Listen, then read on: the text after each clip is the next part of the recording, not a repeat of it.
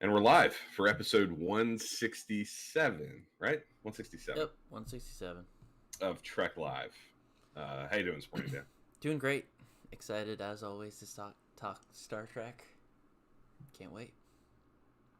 Yeah, same here. Great to be back. It's 2 weeks in a row of good old traditional Trek Live content after a few weeks away in April. And yeah, this is an exciting topic. We're going to talk about runs of episodes, which is really, you can kind of go anywhere.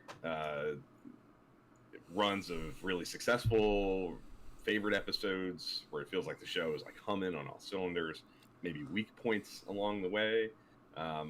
This was all kind of spurred by a thing I said, I think on Trek Live, was it last week? Yeah, it was last week. We were talking about our rewatches, and you were talking about season 2 of Voyager, I think, and how you hadn't seen a good episode in a long time, and it got us thinking about runs of episodes. So I like how you put it, though. You put it great and less great in your tweet. So this is, we're going to be talking about some faults. Obviously, we are usually positive here at Trek Live, but there's going to be some faults. But I think there is also some positives to find in the less great runs of episodes as well. And the other thing that I would personally couch this with, or even in these less great runs of episodes, including Voyager season 2, at the beginning of that, which is what kind of sparked all this. The vast majority of these episodes aren't like awful. I wouldn't say like that any of the runs that might edge into that less great territory are just loaded with, terrible, awful hours of Star Trek. There might be one or two dispersed throughout a tough run, but what I have found over the years of doing this and watching Star Trek is that these lesser runs are kind of made up by episodes that are just okay. Like they're run of the mill. Okay in a vacuum. They're run of the mill. There's nothing maybe special or spectacular about them, but they're perfectly watchable in a lot of cases. And if you're a Star Trek fan, you could do a lot worse. They just might not knock your socks off. Mm-hmm. So I think that's an important caveat to throw out there, that just because a run might be deemed this isn't so great, it's not because it's 10 Fs in a row or 7 D pluses with a few Cs, and like it's what it is it's maybe a lack of A's and B pluses, just lackluster things in that range. Yeah, right, exactly. So but I am eager to kind of balance this out with really great runs of episodes too, high points. And one of the things that kind of made me think of even mentioning the lesser run at the beginning of Voyager season 2 was, I think you had said a little while back, kind of where I am right now in that early part of season 4 of Deep Space Nine. I think at one point you dropped a line about how it was humming along. And that was going to be my first run. Well, there you go. So, sorry to drop that, but that's something that you said that kind of had me thinking about really good runs of episodes. So we're going to talk about that too. So Yep. The other thing I would throw out there really quick, kind of right off the top, is I would encourage everybody to check out Trek Ranks episode 82. Oh yeah, which is a little bit of a similar topic. Yeah, I got to be a guest on that particular episode of Trek Ranks, and it was runs of 5 episodes. So that was like a really specific amount of episodes that we had to go looking for.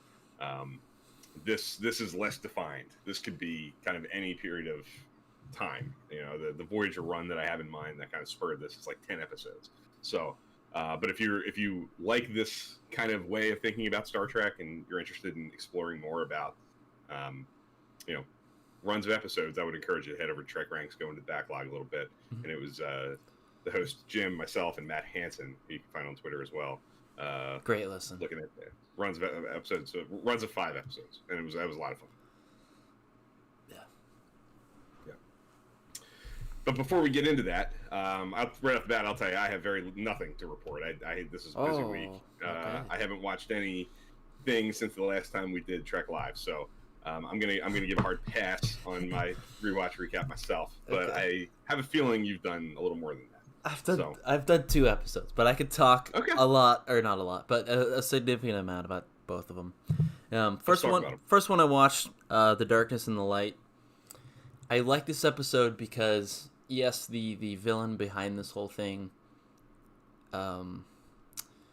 does feel a little bit one-dimensional, but I think that dimension kind of shed some light, kind of pun intended, on one of our people that we consider the good guys, and kind of puts her in this moral dilemma of, okay, was it really, was it, nobody was the good guys in this whole thing. And it does what Deep Space Nine does best in building off of what came before, and kind of explored the backstory of the war and things with that. But it can get very dark as well, because at the end he's gonna cut out the baby, because it's just pretty rough stuff. So the Begotten, I think, is the next. Yep. That one I really like. The Odo stuff, the alternate was the other Dr. Mora episode, I think, and I'm not too hot on that one. I don't think it's as good as this one. I really like this because it kind of gives a little bit kind of similarities to Voyager episode, the real life, I think, with Doctor and his family, and he goes through a really hard and difficult time. This one it's not as hard and tough to watch, but it's just kind of a fun, really family episode. I really do like the stuff with Odo and Dr. Mora, which so it's definitely a good watch, I think. Those are my two episodes. Those are my two quick thoughts on those two episodes. Bill has any thoughts? Yeah, real quick, I'll just say that Darkness in the Light, I think you nailed it right on the head. I agree with you that that Cardassian character, the adversary of the week, is a little one-dimensional, but a little over the top. But I agree with you. I think the successful thing about that episode is that it does put the shoe on the other foot a little bit. It does make Kira question like you said, the moral high ground that she kind of seizes. And I think we all would agree, as viewers of the show, and because of the historical parallels that it draws, that the Bajorans probably do have the moral high ground in a lot of ways. But it throws some complexity into that whole equation. They don't get a free pass. They did some terrible things as well. Yeah, exactly. And I think it just adds layers of, like, these are people living these lives, and it's not just flags moving around on a map, and names of battles and things like that, like things that if you study history and things like that, things you have to resist against, like just kind of looking at it on the surface and looking at dates and names and things like that. I mean, these are people who live these lives and suffered consequences of actions from both sides and everything. So I think it's a successful episode for Kira, and to throw some new notes onto the Bajoran occupation, and making us reassess our own feelings about things like that. And then the Begotten, I think you nailed it. I think it does some interesting things for Odo. I remember at the time feeling like Broken Link does something so kind of earth-shattering to Odo, making him a solid. And I think at the time this kind of felt like a little quicker of a reset than people were kind of hoping for. I think I speaking for myself, at least, even back in the late 90s when I was a young kid, really not even a teenager yet, I felt like, oh, we're really already sending him back to like his status quo. But I think with hindsight and looking at the show as a whole, it doesn't bother me as much anymore. It's just an interesting little thing that I remember feeling in 97 or whatever this was, in real time. And it also is the kind of culmination of the Kira surrogate mother kind of storyline with Kiriyoshi O'Brien. So a lot of big things happening in that episode. And I agree with you, it's far superior to the alternate. You're talking like Odo family reunion. Cool. I think we should get right into the topic at hand. Let's do it. Hopefully, I'm sure next weekend won't be the NFL draft, so I'll have more more Star Trek Yeah. rewatch content Been to busy. share. Coming off Sure. Oscars and Yeah. NFL draft for sure. Yeah. Yeah, busy times for me for sure. Yeah. But yeah, I'm definitely looking forward to getting back into the grind of the rewatch. But you kind of alluded to, you have one on the tip of your tongue to kind of want to talk about, good, bad, and different. I'm curious to hear your thoughts on the one that had you eager to talk about this topic. Which it is, just because of the recency, it is season 4 of Deep Space Nine, and we can talk about it. I feel like we talked about it a lot. It is a great run. I just want to read you the episodes though, so I can paint you guys a picture Sure. of what episodes are coming, and just this run. So. And I'm curious to hear when it stops. Like, where do you stop, and where does it get a little? I'm curious, like how far into the season tough. So first episode, The Way of the Warrior. I mean, just all-time classic, obviously.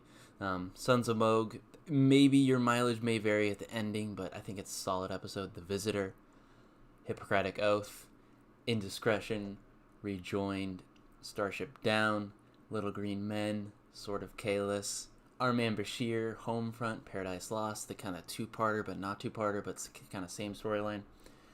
And then Crossfire and Return to Grace. Maybe a little bit shakier, coming off this run, and then Bar Association, Ascension, Rules of Engagement, Hard Time. I mean, this it's just, I'll stop here, but I mean, it's just, if we're talking about how I would kind of I'll use your letter grades, Bill. I would say if anything below maybe C plus or B minus, I would consider maybe less great, maybe middle of the road stuff. But I can't find one of those in these run of episodes. So that for me is probably one of the greatest runs in Star Trek, whether it's B to B plus or higher. We're talking about here. I think that fits that bill. So, yeah, sorry, but I want to try to just let people know, and then people forget how great this run of episodes is. Just which I forgot coming into the season. I forgot. Yeah, I think you could definitely make a case that this is, even for folks who that's like 20 episodes. That's yeah. Like the first Sorry, 20 of the season. I didn't mean to go that far, but no, that's yeah. I think that illustrates like how wide that run is, and even if somebody could poke a hole or two in there and say, maybe somebody pokes in and says, yeah, I really don't like Sons of Moog, or I'm not a fan of Bar Association. Even just finding one or two in that run, that's a lot of episodes that I think, like you said, I have to think like on average, you're gonna have episodes that like grade out to like on average a B or better in that run. The vast majority of them, I think that's definitely one of the more extended runs of hits. I'm less high on Sons of Moog myself. It's probably my least favorite episode in that bunch.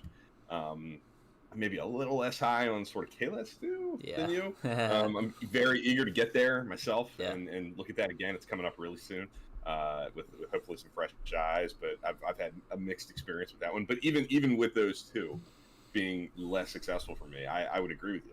I think that's maybe one of the high points in all of it. Yeah. There's really not, even those two episodes for me, they're not like the stinkers. Maybe Sons of Moog is. Okay. Okay. I'm a little tougher on that. But even that, just one. Yeah. Is talking about one in 20 episodes. 20 episodes. That's. Yeah, and if you were playing the Trek Live drinking game and watching a whole lot of Trek Live over the course of a night, you would one way you could do that would be to take a shot every time you hear us talk about the Swiss Army knife. And I feel like the risks of the Swiss Army knife are, with the 26 episode season, you're inevitably going to have highs and lows. Some are going to really work, some are not. Your mileage may vary on some of these genres and these story types and these approaches to storytelling. And when you get 20 episodes like that in a run where there's very little variance, that's pretty impressive. Yeah, I would say so. Yeah, because that's the thing. In my mind, and I think that a great run, can have one or two. I think you said it perfectly. When at least, Yeah. In this kind of era where the seasons are longer and things like that, I think you're gonna get one or two stinkers. I think maybe more. But yeah, absolutely. Yeah.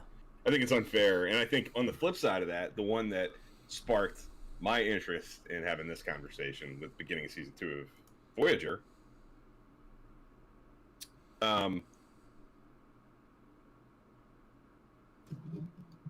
Audio is popping into my headphones. Oh, okay. Don't know why.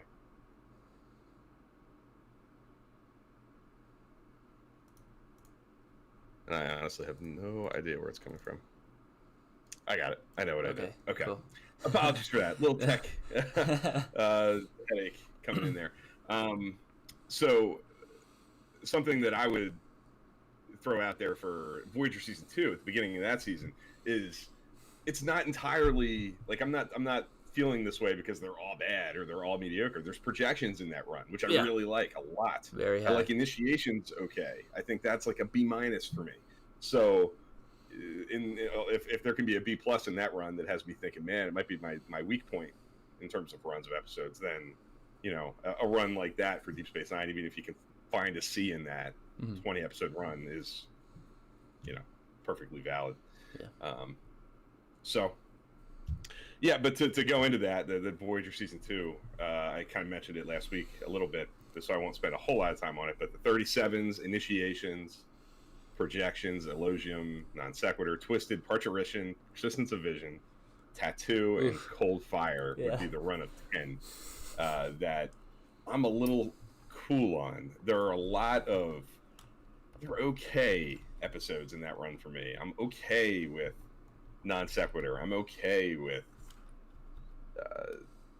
Cold Fire, and even like the 37s. There's some things in these episodes that I like, but I don't know that I wholeheartedly endorse them either. I find them to be mixed bags. Are there any in that run that you would hear out and like when I rattle off those episodes that you go, wow, I really like that one?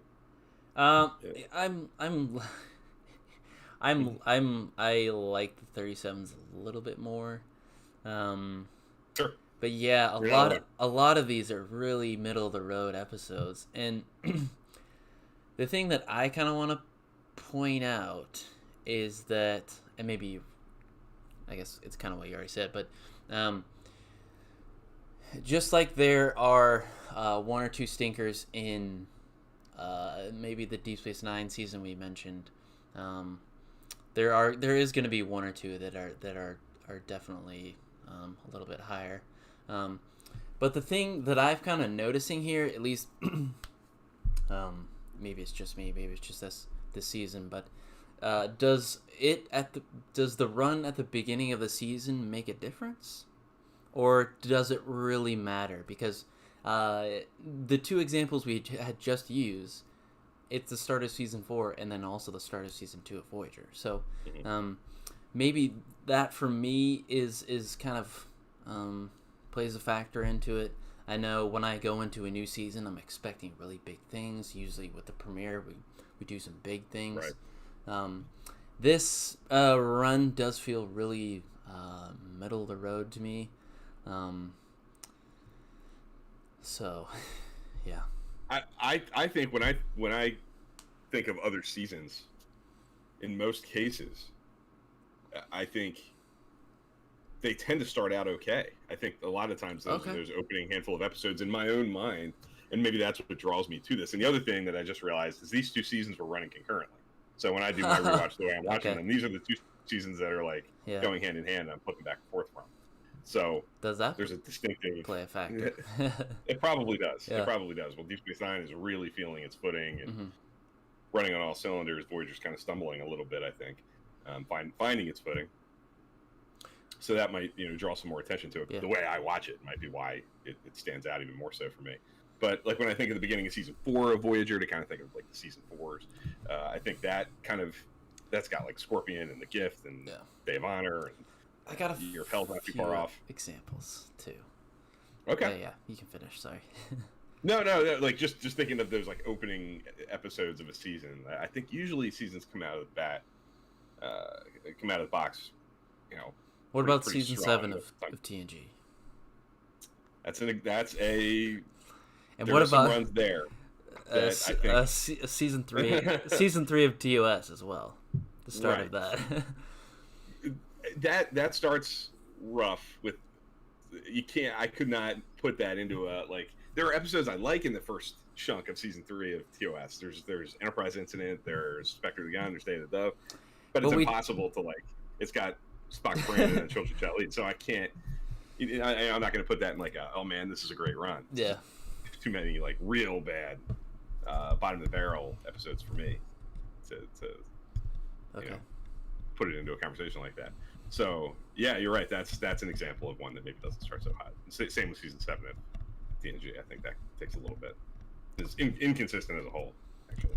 Yeah. I think it's more similar to the Voyager run because I think a lot of these episodes, at least for what I remember, just middle of the road for me. Like I do enjoy the Pegasus. Lower Decks is up there, but then you've got episodes like Sub Rosa and That's Masks right, and yep. I mean, yeah. So yeah, that's like when I think of runs of episodes. That's a season that I have a hard time like fitting into either camp because you have such a mix there. You have like in a pool of 5 or 6 episodes, you get the Pegasus and Parallels and Lower Decks are kind of right there, but then right surrounding it are Masks and Sub Rosa. Yeah. So then it's hard to like define it either way. It's just ups and downs as opposed to like a run of either type. Yeah. What about so the way I went about this, just kind of behind the scenes through the week, I was like, how am I to find runs of bad and good episodes? I'll find good episodes that I really like and episodes that I really don't and see what's around. So the next thing that kind of came to mind was season 1 of TNG. Yep. I know there are a few episodes that I'm okay with, maybe C plus, B minus things. But other than that, it's either really middle of the road kind of types of episodes, or it's just like the bottom of the barrel, the worst Star Trek episodes. On the other side, I think there's a great season 5 run of Voyager that I really like as well. I'll maybe bring up those episodes real fast here. I definitely have. There's a run in season 5 that I remember talking about on Trek Ranks, and I don't remember if I picked it, but somebody picked it. I remember, and that season stands out to me because there are a couple different points that you could start at and have a little run of pretty high quality episodes. But real quick, I'll just digress while you're kind of looking and putting that together. Season 1 of TNG is the one that gives me pause about making a declarative statement about Voyager season 2 being the toughest, because the beginning of season 1 of TNG, once you're through Encounter at Farpoint and you get to The Naked Now and Code of Honor and The Last Outpost, where no one has gone before, I think is actually pretty good. Yeah. And then Lonely Among Us, Justice, the Battle, Hide and Q, Haven. Like, there's some pretty rough stuff there to start out. The thing that gives me pause about the whole thing is, like, do I forgive that a little bit? That's such a outlier. That's different. It's an outlier. It's like the first of it coming back, and it's a little different than. Is that the less? I don't know. Is that the less? Is that the less? The like, I don't know how to put it. I don't want to say the worst, because I want to try to spin as positively as possible. But is that the least great? The least great, yeah. Probably. I think that's got lower low points than that first 10 episodes of Voyager season 2. And it's got nothing in that run is as good as Projections is. Like, I like Where No One Has Gone Before pretty good. I think that's a pretty solid early episode of TNG that I think is like the first time TNG kind of like flexes its muscles a little bit and shows you what it can do. But it's not as good as Projections. So yeah, it is for me. I would take back my statement from the other day and say, what am I talking about? It's the beginning of season 1 of TNG. If I'm being objective about my own subjective views. Okay. if but I forgive it more because it's where it is the Star Trek returning, as opposed to Voyager season 2, which is kind of Star Trek running as a well-oiled machine at that point. Yeah. So, what are you looking at with season 5? It's tough because there is a run. I mean, you could start with Night and Drone. I think it's really, those two are pretty good. I would start at maybe Timeless and go Infinite Regress, Nothing Human, 30 Days, Counterpoint, Latent Image. People might not like Bride of Chaotica. I really do. Gravity, Bliss, maybe kind of falls into the middle of the road, at least for me. But yeah, I just think that run is pretty solid. I mean, obviously there's some outliers, maybe some middle of the road stuff, but I think there's some also really good solid episodes that make it a really good run, I think. See, I think everything you just named, I think if you start after Once Upon a Time and you start with Timeless, I could go all the way to The Disease before I'd give a thumbs down myself. Like, I think they're all B- or better. So that would be a really long, extensive run of, Infinite Regress might be a C+, close, or a B-. Right. That's like right on the bubble. Yeah. That's the low point in that run, and that's how many episodes is that? Timeless to Dark Frontier. That's got to be like 6 to yeah, it's like 10 if we're going to the Disease, and if we take out Latent Image, 9 or 10 episodes. That's a pretty good run. That's a pretty good run. Yeah. That's not, there's not a stinker in that bunch for me. Yeah. And so that's probably up there for me as like consistently running on all cylinders. Yeah. What do you think? This may ruffle some feathers. Sure. Less great for me might be TNG movies. Oh, okay. I'm trying to think a little bit outside the box. I think this would be more of like a middle of the road type of run for me. Sure. Obviously, there's an outlier for me, but other than that, maybe it might be kind of more on the season 2 of Voyager, where it's like just kind of middle of the road. They're okay, at least for me. Yeah, I mean, I think that's fair. I don't, maybe just because of the low number, like the 1 out of 4 hit rate of great. Yeah, I can see it. I can see it. And if I think you're probably, just based on what I know about, I think what my understanding of both of our tastes, I think you're probably a little less high on like Generations than I am, and you might even be a little less high on Insurrection than I am. Yep. And I'm not a huge fan of Nemesis, so I can certainly, and I don't think you are either. I mean, I mean, how would you stack those movies? Just out of curiosity. Like, obviously, First Contact, I'm guessing, would be your 1. But if you had to stack 1 to 4, I know I put you on the spot with the ranking all the time. Yeah. But I'm genuinely curious. I think it would be Insurrection 4. Oh wow. Okay. No, sorry. I don't know, it's tough to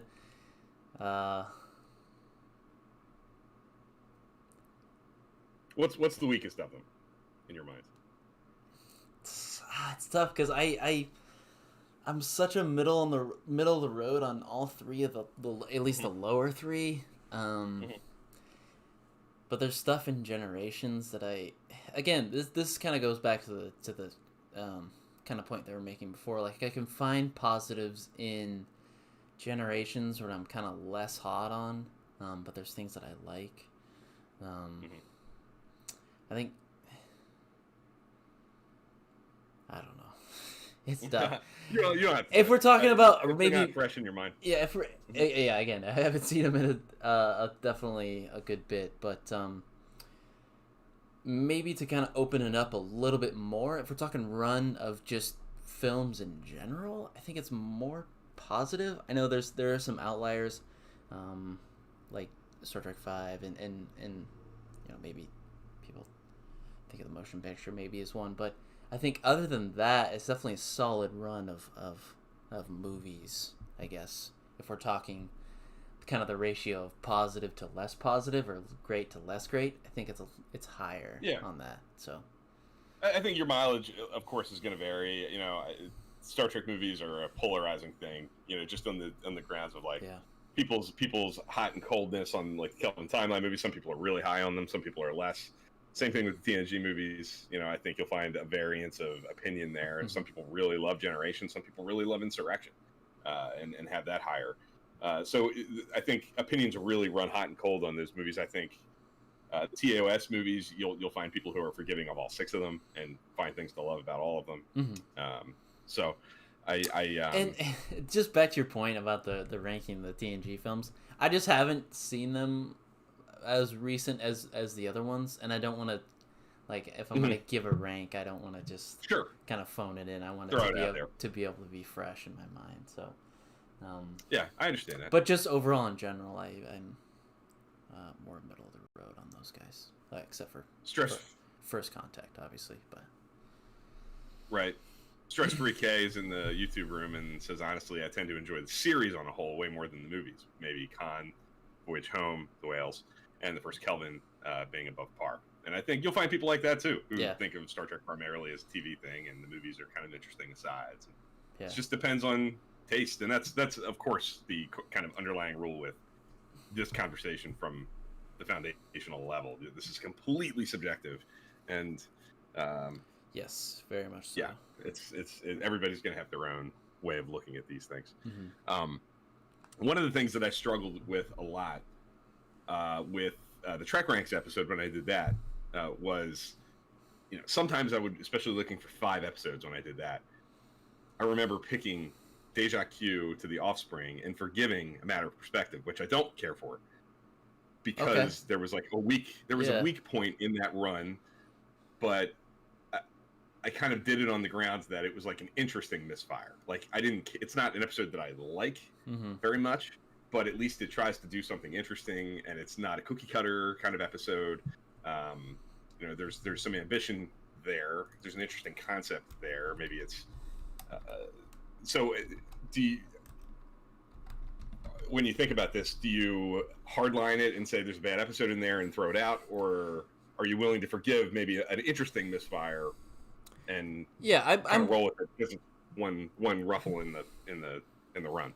Again, location matters. Obviously, I am willing to forgive, but I think, and I think hearing just interviews from writers and showrunners that, I think it's important to experiment and kind of swing for the fences, because, you could use a couple of examples, but they've said, like, writers have said, like, oh, I thought that was gonna bomb, and it turns out to be an absolute classic. So, I'm more forgiving on just 1 or 2 episodes in a run, just because it's the nature of the beast. When you're talking about 20-something episodes, there's gonna be one that just doesn't land. But the thing is, that's my opinion, though. But it could land for someone else. So that's kind of the tough thing in that. Another kind of run that I will kind of talk. Is there a season in Enterprise? I'm trying to be able to hit as many kind of series. There's a couple. Is there a season? I think season 2 maybe comes to mind for me. On the positive or the negative? I think it might be. There's both, I think, in that season. Oh, it is. I'm looking at it. There it is, both. I think it starts pretty well. Starts really good, actually. Shockwave, Carbon Creek, Minefield, Dead Stop, I think, is a really good run, even if you double back into the end of season 1, like Shockwave Part 1. Yeah. The 2-part season 1 cliffhanger into season 2, and then the first handful of episodes of season 2. I think season 2 of Enterprise starts off really good, actually. Pumping down bangers, like really good episodes. Yeah. But like right off those heels, when you get to A Night in Sickbay, which is polarizing. Some people, we know people who really like it. We know people who hate it. Yeah.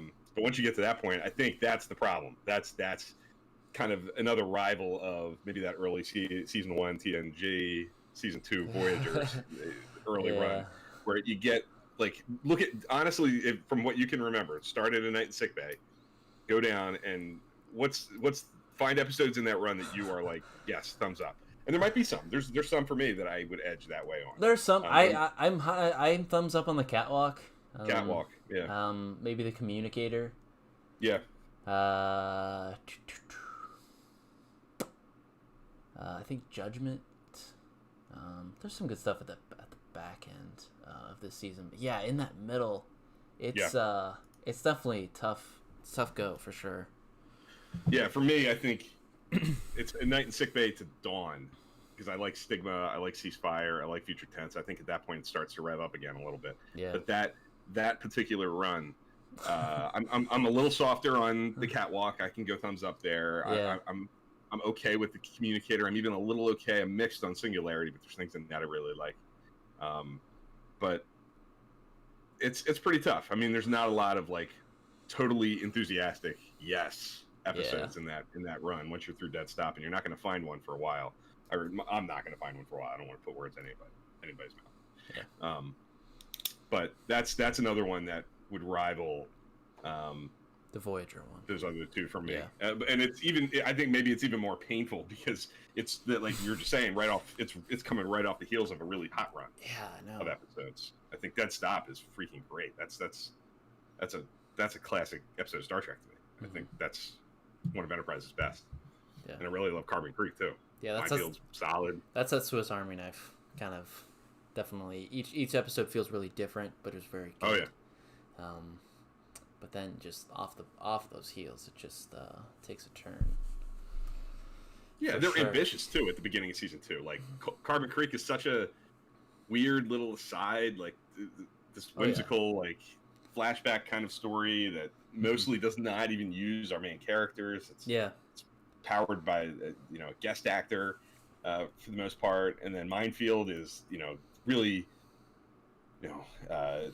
trying to be ambitious with the special effects of putting 2 characters on the hull of the ship and with EV suits and no gravity. Like they're doing some big interesting big swings. Yeah, like I think that's Enterprise like really humming. And then I think even A Night in Sickbay, that's one that I always kind of think of as like it's an interesting failure to me because it's so distinctive and so different, and it's so embracing of we're going we're structurally doing this differently than a typical episode of Star Trek. It's the humor is going to either land for you or it's not. And the premise is either going to work for you or it's not.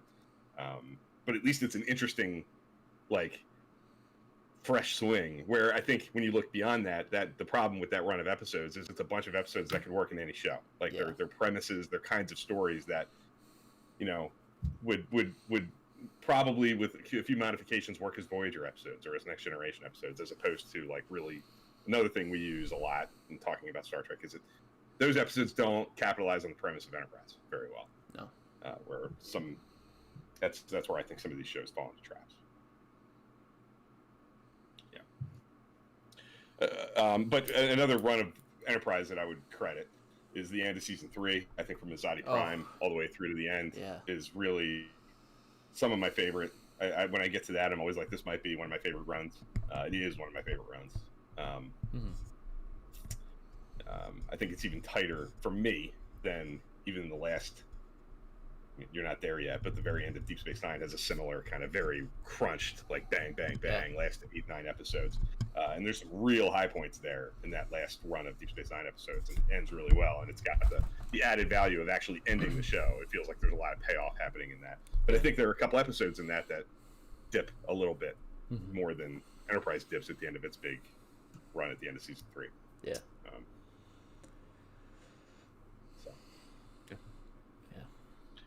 Trying to think, what else do we got here? Another one, it's a short one, but I think one that always kind of pops into my mind. It's short. It's only 3 episodes, but it's 3 in a row of Voyager. Darkling, Rise, and Favorite Son. But I'm curious. But there's always people who like an episode of one of in that run. I will cite that at least for me, that is definitely a tough go of less great episodes. So but yeah, there's always I'm just thinking off the top of my head, Trekkie Rob loves Favorite Son. And that's again a testament to just because we don't like it that you guys don't, you can like it. It's mileage may vary on everything, but yeah, that at least for my money and for me, that is it's a tough run for sure. That might be my toughest run of 3. Yeah, like that might be the most consecutive episodes of a series that is like swings and misses for me. But I like you were saying, I think all 3 of those episodes, I have a person in mind for all 3 of them. Yeah, that would defend the 3 of those episodes. You know, I have a different person in mind for each one. Yeah. So that's like you said, it's all subjective. That's the thing too. Is some of these runs can really slow down a rewatch. If I'm putting on the rewatch cap. And one thing that really does help me is hearing from you guys. Is changing my perspective and our perspective on episodes, and that's why we want to do this, and we want to kind of push the notion of great and less great, where we can still find some really good stuff in bad episodes. And I think Bill and I are working on a kind of a topic like that, where how to find good stuff in bad kind of episode or less great episodes. Episodes that you don't care for as much. Yeah. So should be fun. That should be fun. I'm really looking forward to doing that. I think that'll be fun. And I think we talked about it last week. I think the biggest benefit to doing something like this and engaging with fans, like we talked about last week, is getting those different perspectives and forcing myself to look at episodes through fresh eyes. And you know, these things change too, as I think, for me, speaking for myself, as I've aged, as I live different things in my life, experience new things, and at different points in life, some of these episodes radically shift in terms of what I get out of them and how much I enjoy them. So. We didn't talk about TOS, did we? A little bit of season 3. Yeah. But... Season 1, I remember my number 1 choice on that Trek Ranks episode. Spoiler alert! Still go listen to it. I'll just throw it here because I stand by it. Is that early point in season 1 starts with if you're doing it in air date order, which is a whole other controversy. How to watch TOS. Yeah. The Corbomite Maneuver, Menagerie 1 and 2, Conscience of the King, Balance of Terror. I think that run of 5 is so good. Pretty darn strong. You know, the Menagerie being, such a key point in Trek, with being self-aware with continuity and illustrating that this is a living, breathing world where people come and go, and these ships have lineages and people who served on them before and people who've served on them for a long time, and now with Discovery, and like now that's even more enhanced. Corbomite Maneuver is, Star Trek in a nutshell. I think if you wanted to illustrate to somebody like what does Star Trek do? Like what's it do best? I think Corbomite Maneuver is like one of those examples. And Balance of Terror obviously is just a flat out classic. Yeah. I think that's a really good run. I think Conscience of the King is underrated. That has its fans as well. So lots of runs in TOS. The end of season 1, I remember. Yeah, the one that I wanted to do, kind of I alluded to this earlier with perspective, is season 1 of TOS ends with like Space Seed, Taste for Armageddon, Devil in the Dark, The Side of Paradise, Errand of Mercy, Seated on the Edge of Forever. But like right in the middle of that is the Alternative Factor. So that's the run killer for a lot of people. And you either have to forgive it and run with it, or so that's the hazard with looking at these runs. Sometimes you get a stinker like that right in the middle of it. Interesting way to look at episodes, though. It's definitely cool to, like you said, it's almost just like a fun game to like look at episode guides and think of, okay, I really love this one, and just kind of like look at what's around it and see what see if you can find runs that might not even come to mind right off the bat. Yeah.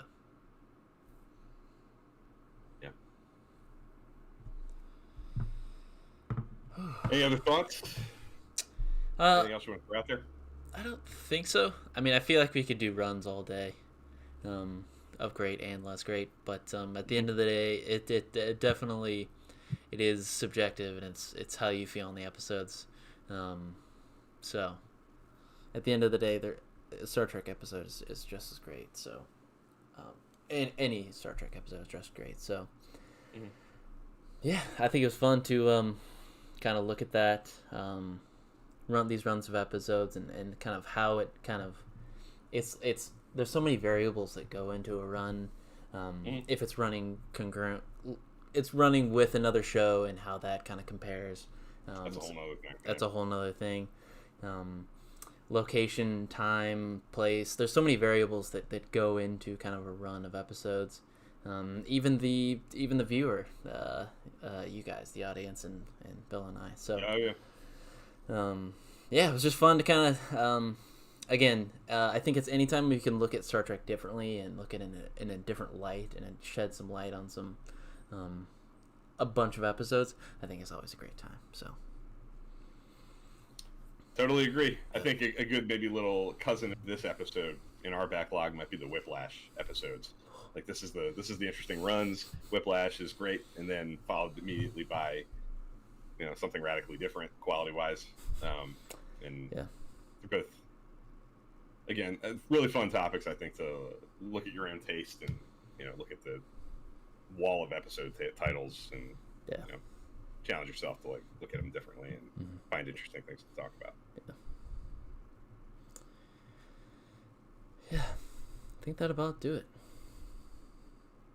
Yeah, I think we'll wrap it up here. We'll be back, I believe, next week, right? Yep.